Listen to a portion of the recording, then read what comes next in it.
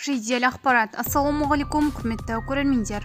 Қазақстанда және әлемде болып жатқан жаңалықтар алғашқылардың қатарынан білгіңіз келсе, лайк және подписация таңбаларын басып, біздің арнамызға жазылуды ұмытпаңыз.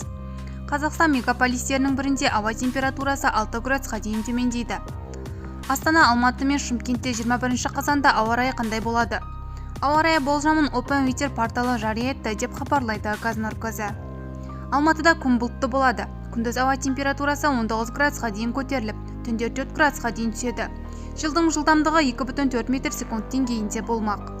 Астанада синоптиктер болжамынша күн ашық болады. Күндіз ауа температурасы 11 градусқа дейін жетіп, түнде 6 градусқа дейін төмендейді. Желдің жылдамдығы 5,3 метр секунд деңгейінде болады.